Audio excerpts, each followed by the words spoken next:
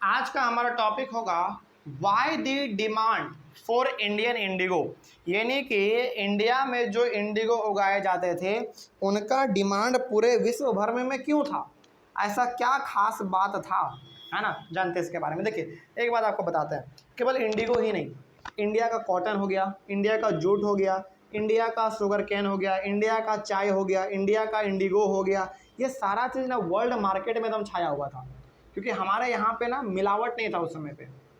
आज भले ही थोड़ा बहुत हो गया हो इस चीज़ में, आज तो पूरी तरीके से नील का खेती भी नहीं होता है ना, तो वो केमिकल बनाने लगा है उजाला। तो उस समय पे बड़ा ही हम लोग प्योरिटी पे ध्यान देते थे, है ना, कम ही हो लेकिन प्योर हो, इस पे हम लोग ध्यान ज़्यादा देते थे। खैर, क्या ऐसा था हमारे नील में जो कि पूरा दुनिया उसको मानता था, इसी के बारे में आज हम लोग पढ़ेंगे। स्टार्ट करते हैं। क्या लिखा हुआ है? लिखा हुआ है, by the 13th century Indian indigo was being used by cloth manufacturers in Italy, France and Britain to dye cloth. देखो, यहाँ पे बात हो रहा है 13th सेंचुरी का। आज हम लोग किस सेंचुरी में जी रहे हैं? 21st 21वीं शताब्दी में आज हम लोग जी रहे हैं, और ये बात हो रहा है 13th सेंचुरी का ही। सोचो, समझ रहे बात को? यानी कि कितना हो गया? 800 साल पहले। 13 7 20 और 1 21। समझ रहे बात को? 800 साल पहले से भारत के नील का इस्तेमाल किया जाता है इंडिया के बाकी देशों में भी। वो देश कौन कौन से हैं? इटली है, फ्रांस है और ब्रिटेन है। समझ रहे हैं? तो ऐसा बिल्कुल भी ना समझे कि ईस्ट इंडिया कंपनी यहाँ पे आया तभी ब्रिटेन में उसका दबदबा बढ़ा इंडिगो का, ऐसा नहीं है। हमारे भारत में कुछ ऐसे व्यापार लोग हुआ करते थे पहले, जो कि इंडिगो को लेकर ब्रिटेन इस समय बेचा करते थे। तभी तो उनको लगा कि इंडिगो भी हमको चाहिए भारत से, है ना। तभी तो डिमांड वहाँ के लोगों के बीच में जागरूकता जगा कि नहीं, हमको इंडिगो चाहिए तो चाहिए, भारत का ही चाहिए, इसके अलावा कहीं का नहीं चाहिए, है ना। तो जो उस समय के क्लॉथ मैन्युफैक्चरर थे, यानी कि जो कपड़े बनाते थे, वो क्लॉथ मैन्युफैक्चरर मेनली इटली के, फ्रांस के और ब्रिटेन के, ये सारे लोग 13th सेंचुरी से ही इंडिया के इंडिगो का इस्तेमाल कर रहे हैं और आज भी करते हैं। आगे बढ़ते हैं। हाउएवर, लेकिन only small amounts of Indian Indigo reached the European markets and it's price was very high. लेकिन ये बात है कब का? 13th सेंचुरी का, है ना। तो 13th सेंचुरी में हमारे पास उतना ट्रांसपोर्टेशन का सुविधा नहीं था, जहाज़ भी नहीं थे उतने हमारे पास, बाई रोड भी हमारे पास उतना सुविधा नहीं था। तो उस समय पे ज़्यादा हमारे इंडिया से इंडिगो तो नहीं पहुंच पाता था इटली में, फिर से फ्रांस में, ब्रिटेन में, और ये सारा कौन है? यूरोपियन कंट्री है ना। यूरोप में ये छोटे छोटे हमारे कंट्री हैं। तो उस समय पे उतना ज़्यादा तो नहीं पहुंच पाता था, लेकिन जितना पहुंचता था उतना ही काफ़ी था, है ना। तो वही बात यहाँ पे लिखा हुआ है कि how ever only small amounts of Indian Indigo reached the European market and it's price was very high.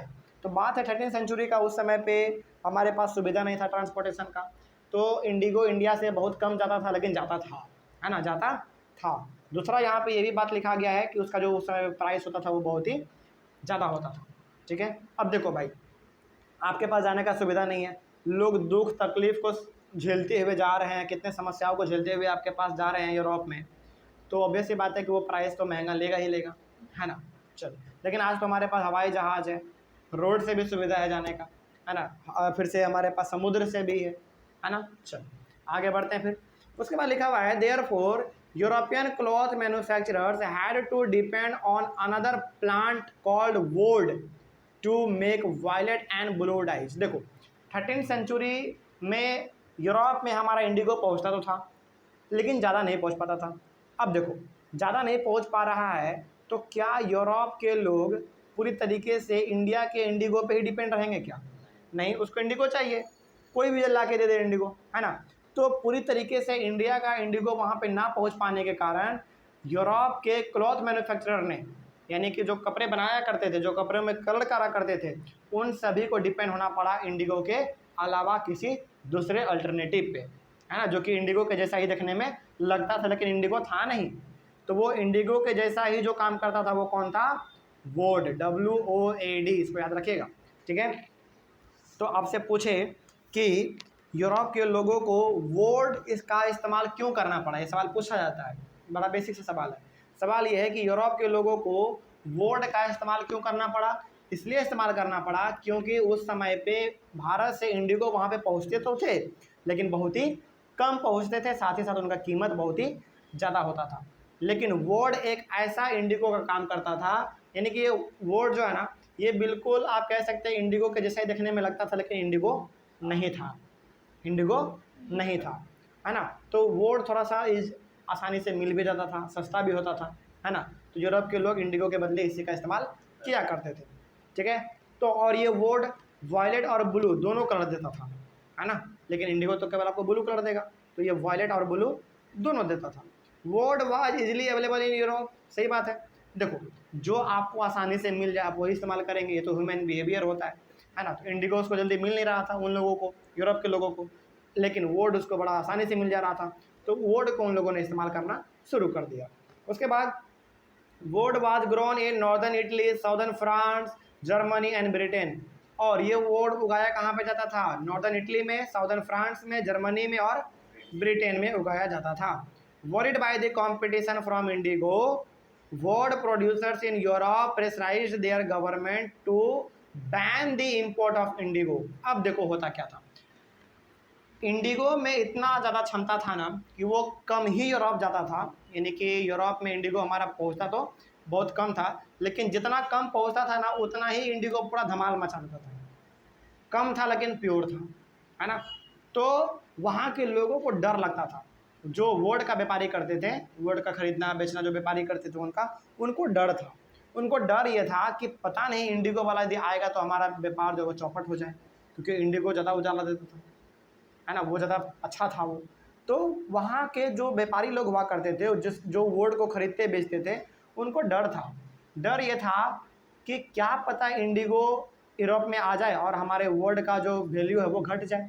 तो वहाँ के यूरोप के लोगों ने क्या करा, अपने सरकार को, गवर्नमेंट को फोर्स किया कि सरकार देख लीजिए, हम आपके ही देश के आदमी हैं, है ना, इंडिगो यदि यहाँ पे आ रहा है उस पर क्या लगाइए, बैन लगा दीजिए, यहाँ पे इंडिगो आएगा ही नहीं।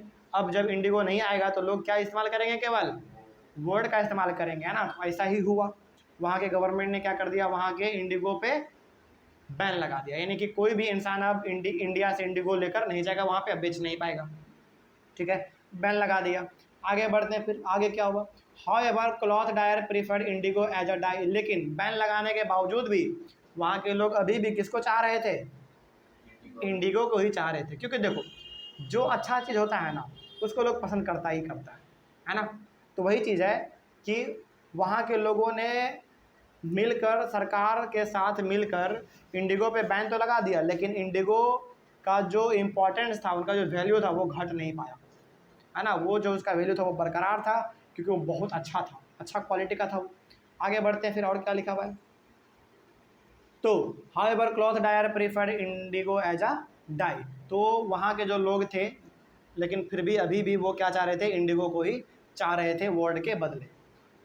उसके बाद क्या है, indigo produced a rich blue colour whereas the dye from woad was pale and dull. जो इंडिगो जो उजाला देता था, जो इंडिगो एकदम पूरा डालने पे जो वो कपड़े में झमक लाता था, वो झमक कोई और नहीं ला सकता था, है ना। तो वही यहाँ पे लिखा हुआ है, indigo produced a rich blue colour, बहुत तगड़ा वाला ब्लू कलर, एकदम नीला कलर वो देता था। Where as die from woad was pale and डल। लेकिन जो कलर वोड देता था वो फीका और थोड़ा सा मतलब फीका रहता था, वो डल रहता था, उतना ज़्यादा अच्छा नहीं रहता था। तो कहीं ना कहीं आप कह सकते हैं कि डिमांड किसका ज़्यादा है, इंडिगो का, क्योंकि वो अच्छा है। आगे, so European cloth producer persuaded their government to remove the ban on indigo import. तो वहाँ के जो क्लॉथ प्रोड्यूसर थे, जो कपड़े को बनाया करते थे, उन सभी ने मिलकर क्या किया, गवर्नमेंट के पास गए, वो लोग कहें कि सरकार साहब देख लीजिए, आपने जो इंडिगो पे बैन लगाया है ना उसको बंद कीजिए, है ना, उसको हटा दीजिए, क्योंकि उसको लगाने की वजह से हमारे यहाँ पे इंडिगो आ नहीं रहा है, और जब इंडिगो हम अपने कपड़े में इस्तेमाल नहीं करें तो कोई मेरा कपड़ा खरीद भी नहीं रहा है। तो वहाँ के सरकार को क्या करना पड़ा, इंडिगो के ऊपर जो उन्होंने बैन लगाया था उसको हटा दिया, और हटाना पड़ा उनको, ठीक है। आगे बढ़ते हैं, तो वहाँ के जो छोटे मोटे क्लॉथ प्रोड्यूसर थे, मैन्युफैक्चरर थे, उन्होंने क्या कहा था, इंडिगो पे बैन लगाइए, सरकार ने बैन लगा दिया। लेकिन कुछ क्लॉथ प्रोड्यूसर वहाँ पे गए, उन्होंने क्या कहा कि इसको ख़त्म कीजिए, है ना। तो वहाँ की सरकार ने उसको ख़त्म कर दिया। Now French began cultivating indigo in Saint Domingue in the Caribbean island, the Portuguese in Brazil, English in Jamaica and the Spanish in Venezuela. तो ये कुछ ऐसे जगह हैं जहाँ पे कि इंडिगो का खेती इंडिया के अलावा भी किया जाने लगा। देखा देखी कि इंडिगो का जो है डिमांड यूरोप में बहुत ज़्यादा है ना। तो देखा देखी कि हम भी प्रॉफिट कुछ कमा ले, है ना। तो देखा देखी इन सभी जगहों पर भी इंडिगो का खेती किया जाना शुरू हो चुका था, ठीक है, ताकि हम भी बेच के कुछ प्रॉफिट कमा ले। जैसे कहाँ गया हमारा, हाँ, फ्रेंच वाले लोग यानी कि फ्रांस वाले लोग कहाँ पे खेती कर रहे थे इंडिगो का, सेंट डोमिंग में। वो भी कहाँ पे है सेंट डोमिंग, ये कैरिबियन आइलैंड पे है, एक आइलैंड है। और पोर्टुगीज कहाँ पे कर रहे थे, ब्राज़ील में। इंग्लिश कहाँ पे कर रहे थे, जमाइका में। स्पेनिश कहाँ कर रहे थे, वेनेजुएला में कर रहे थे। तो ये कुछ ऐसा जगह है जहाँ पे कि अलग अलग कंट्री के लोग वहाँ पे अपना इंडिगो का खेती कर रहे थे, ताकि हम भी यूरोप में बेच के अच्छा खासा प्रॉफिट कमा सके, ठीक है। आगे बढ़ते हैं।